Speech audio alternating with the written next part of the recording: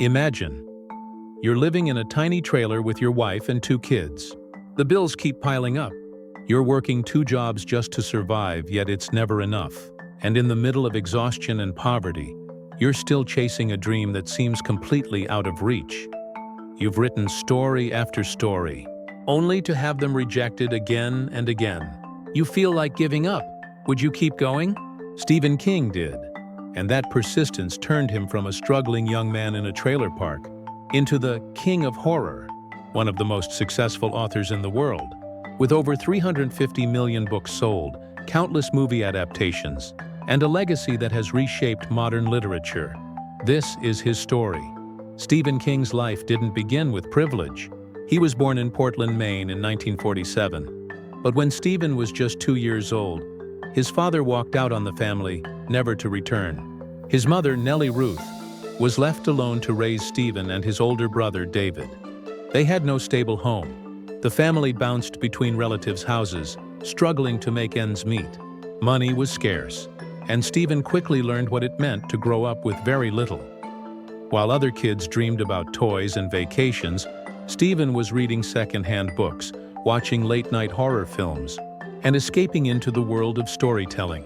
His imagination became his refuge, a place where he could forget about the empty cupboards and the unpaid bills. But even in childhood, life wasn't easy. He was often sick, suffering from ear infections and bouts of illness that kept him indoors. And yet, instead of complaining, Stephen used that time to read and write. He devoured horror comics, pulp magazines, and stories by authors like H.P. Lovecraft and Edgar Allan Poe. By the time he was a teenager, Stephen already knew what he wanted: to be a writer. Stephen King began writing short stories in high school. He would type them out, submit them to magazines, and wait for a letter back. But almost every response was the same. "We regret to inform you." Rejection after rejection piled up. Instead of throwing them away, Stephen pinned those rejection slips to a nail on his bedroom wall. Over the years, the pile grew so heavy that the nail snapped. But Stephen didn't stop. He replaced the nail with a spike and kept going. That single act revealed his mindset. Every rejection wasn't failure, it was progress. It meant he was trying, learning, improving. But while he had the passion didn't pay the bills. After high school, Stephen King went to the University of Maine. There, he met Tabitha Spruce, who would become his wife and his greatest supporter. They married young and quickly had 2 children. But with a young family came financial stress. Stephen worked as an English teacher, grading stacks of essays late into the night. To make ends meet, he also worked at a laundromat and pumped gas. Tabitha worked shifts at Dunkin' Donuts. Still, the money wasn't enough. The Kings lived in a small trailer, often struggling to pay for food and clothes for their kids. At one point, their phone was cut off because they couldn't afford the bill. Stephen kept writing late at night, in the cramped laundry room of their trailer on a small typewriter balanced on his lap. But no matter how much he wrote, success didn't come. The manuscripts piled up. The rejections kept arriving. Doubt set in. He wondered, was he wasting his time? Then came the turning point. One night, Stephen started writing a story about a troubled teenage girl with telekinetic powers. But halfway through, he hated it. He thought it was worthless. He crumpled the pages and threw them in the trash. But Tabitha, his wife, saw something in it. She pulled the pages out, smoothed them, and told him to keep going. "Finish the story," she urged. "There's something here." Stephen listened. That story became Carrie. When he sent it to publishers, the rejections still came. But finally, one publisher, Doubleday, took a chance. Stephen was offered an advance of just $2,500. It wasn't much, but for the Kings, it was hope. And then the unthinkable happened. The paperback rights to Carrie sold for $400,000. Overnight, Stephen King went from struggling teacher in a trailer to a best-selling author with financial freedom. Carrie became a cultural phenomenon. It was adapted into a film that terrified audiences worldwide. And with that success, Stephen King's career took off. Book after book followed. Salem's Lot, The Shining, The Stand, It, Pet Sematary. Each one cemented his reputation as the master of horror. His stories weren't just scary, they tapped into deep human fears.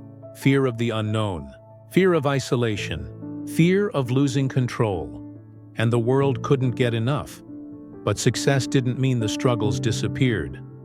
At the height of his career, Stephen King faced another battle, this time with himself. The pressure of constant writing and fame drove him to alcohol and drugs. For years, addiction consumed him. He later admitted that he barely remembered writing some of his most famous books. Once again, it was Tabitha who saved him. She staged an intervention, demanding that he choose between his family and his addictions. Stephen chose family. He got sober, and he kept writing. Then, in 1999, tragedy struck again. Stephen was hit by a van while walking on the side of the road. His injuries were severe, including broken bones, a collapsed lung, and near death. Doctors weren't sure he'd ever walk properly again. Most people would have retired. But Stephen fought his way back. Despite pain, despite the trauma, he continued to write because for him, writing wasn't just a career, it was survival. Today, Stephen King is one of the most successful authors in history. Over 350 million books sold worldwide. More than 60 novels, hundreds of short stories, countless adaptations into films, TV series, and even comic books. From The Shining to Dr. Sleep, his stories have terrified and inspired generations. But beyond the fame and fortune, Stephen King's story is about something deeper: resilience. He never gave up, not when the bills piled up, not when rejection slips filled his wall, not when he thought his best idea was worthless, not even when life nearly killed him. Stephen King's story teaches us some powerful lessons. Your past doesn't define your future. He grew up poor, fatherless, and sickly. But he didn't let that stop him. Persistence pays off. He faced hundreds of rejections but refused to quit. Support matters. Without Tabitha pulling Carrie from the trash, there might never have been a Stephen King as we know him. Struggles shape strength. Poverty, addiction, and near-death accidents, each challenge could have ended him. Instead, he used them as fuel. Stephen once said, "Amateurs sit and wait for inspiration. The rest of us just get up and go to work." That's the heart of his success: discipline, persistence, and an unshakable belief that writing mattered. So here's the question for you. What's your Carrie? What's the idea, the dream, the project you've thrown in the trash because you thought it wasn't good enough? Maybe all it takes is one more try. Maybe all it takes is persistence. Maybe all it takes is someone like Tabitha was for Stephen, to remind you that your dream has value. Stephen King's journey reminds us that success doesn't come overnight. It comes from writing one more page, taking one more shot, sending one more application. I'd love to hear your thoughts. Have you ever faced rejection but kept going? Drop your story in the comments below. And if this inspired you, don't forget to hit subscribe so you never miss more powerful stories like this one. Remember, your breakthrough might be sitting in the trash right now, waiting for you to pick it up and try again. Because the world doesn't reward those who give up. It rewards those who persist. And like Stephen King, your story could inspire millions, if only you believe enough to keep going.